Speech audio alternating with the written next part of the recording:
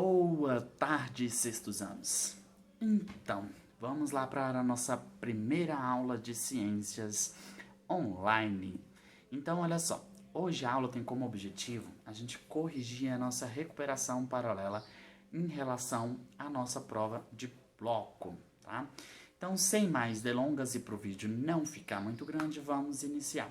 O primeiro item diz o seguinte: a Terra gira em torno do seu próprio eixo, que é imaginário, e atravessa o planeta do Polo Sul ao Polo Norte. Esse movimento que a Terra realiza ao redor do seu próprio eixo é conhecido como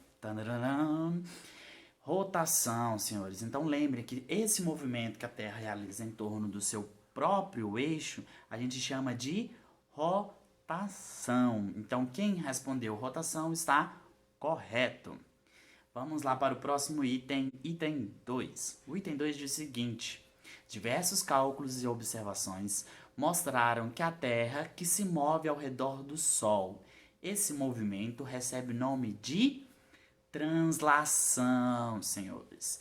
Ou seja, este movimento que a Terra realiza em torno do Sol, a gente chama de translação, e ele tem aproximadamente 365 dias, tá? Lembrando que não são exatos 365 dias, nós temos algumas horinhas a mais, são 6 horas a mais, tá? E essas 6 horas, elas são convertidas em um dia extra a cada 4 anos, e aí então surge o que a gente chama de ano bissexto, tá? Então, essa seria a resposta para o item 2. Somente translação. Vamos para o próximo. Item 3. Explique o que foi a ideia defendida pelo Ptolomeu, denominada geocentrismo, tá? Então, assim como vários outros pensadores da época, Ptolomeu defendia que a Terra estaria no centro do universo e que todos os demais astros estariam circulando ao seu redor, ou seja, a Terra está no centro, né, o Sol, todas as outras estrelas, cometas, os outros planetas estariam ao redor da Terra, girando em torno dela. Então essa foi a ideia defendida por aqueles que acreditavam o geocentrismo.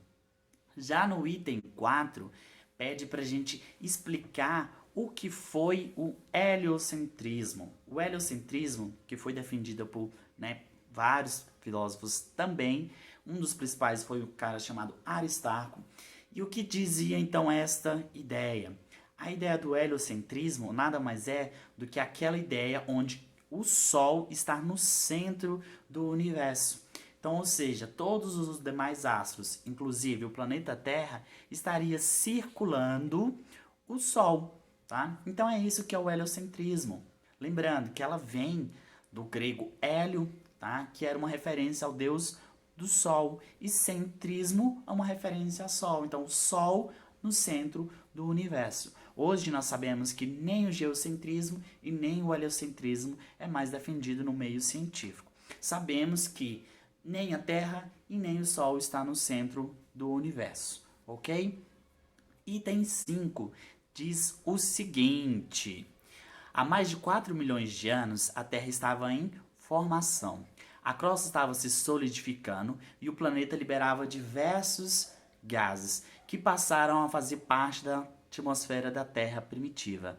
E aí ele pede para marcar a alternativa que apresenta a definição de atmosfera. A alternativa A diz o seguinte: é composta de uma mistura de gases, também conhecida como ar, que envolve a Terra.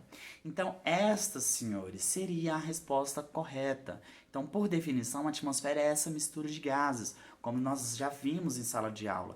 Nitrogênio, oxigênio, gás carbônico, argônio e entre outros gases, tá? Então, é essa camada de mistura de gases que englobam, né, que envolve a Terra.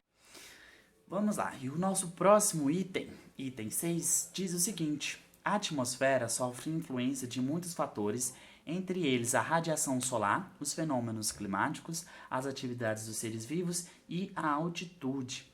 Com isso, podemos definir a altitude sendo: alternativa a distância vertical em que um determinado ponto se encontra em relação ao nível da crosta terrestre. Por que essa alternativa ela estaria incorreta? Senhores, não é o nível da crosta terrestre. Lembrando que a crosta terrestre ela não é um nível único, tá? Então ela não está na mesma altura. Por isso que não foi adotado a crosta terrestre como um ponto de referência para a altitude. A alternativa B diz o seguinte: a distância horizontal em que um determinado ponto se encontra em relação ao mar, tá? Então, o que torna essa alternativa incorreta? A distância horizontal, tá?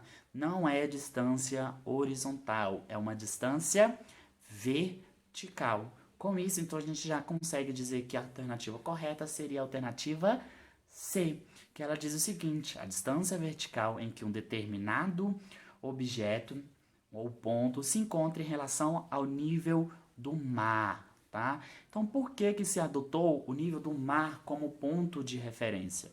Porque ele é igual em qualquer ponto que a gente for no planeta, tá? Então, a superfície dos mares e dos oceanos, ela é a mesma ao longo de todo o planeta.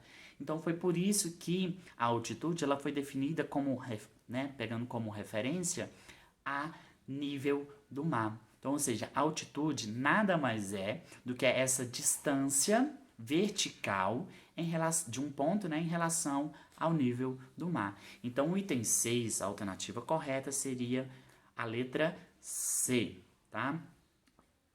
Item 7 e último diz o seguinte: o conhecimento das camadas da atmosfera e suas características físicas possibilitam o estudo dos principais fenômenos climáticos e o desenvolvimento de satélites mais eficientes para a transmissão de dados à superfície terrestre. E aí eu peço que vocês elaborem um infográfico para representar as camadas atmosféricas. Então, ou seja, bastava os senhores fazer um desenho com as 5 camadas que a gente tem na atmosfera, partindo primeiramente da troposfera, que nós sabemos que o seu limite, né, a sua altitude varia entre 15 e 20 quilômetros de altitude, seguida da estratosfera, que varia entre 50 quilômetros de altitude. Próxima camada seria a mesosfera, né, a camada que está no meio. Lembre-se, meso quer dizer meio, tá? Então é a esfera que está no meio, a camada que está no meio, que ela pode alcançar, né, a altitude de até 80 quilômetros de altitude. E a penúltima camada é o que a gente vai chamar de termosfera, que é a camada, né, que ela tem como suas características temperaturas muito elevadas, chegando até 1000 graus Celsius, o que dá origem também ao seu nome, né? Termo, energia, calor. Então seria uma espécie de esfera de calor, chegando até, né, 500 quilômetros de altitude. E por último seria a exosfera. Então a exosfera é a nossa última camada. Lembre-se, exo é referência àquilo que está fora, que está no final, tá? E aí ela pode alcançar até 800 quilômetros de altitude, tá bom? Então, pessoal, essa então foi a nossa correção da nossa avaliação, né, da nossa recuperação paralela. Espero que todos tenham conseguido compreender o conteúdo. Mas caso ainda reste alguma dúvida, pode mandar mensagem, tá? Pode deixar os comentários aqui mesmo no vídeo, na página do YouTube, ou pode estar mandando também mensagens diretamente para mim lá no nosso grupo do WhatsApp. Aproveitando, não se esqueçam e se inscrevam no canal aqui da escola, tá? Ativem o sininho para que os senhores possam estar sempre recebendo notificações de novos vídeos e acompanhem sempre as orientações que estão no GR8, tá bom? Então, beijão a todos, foi muito bom estar aqui com vocês e até a nossa próxima aula.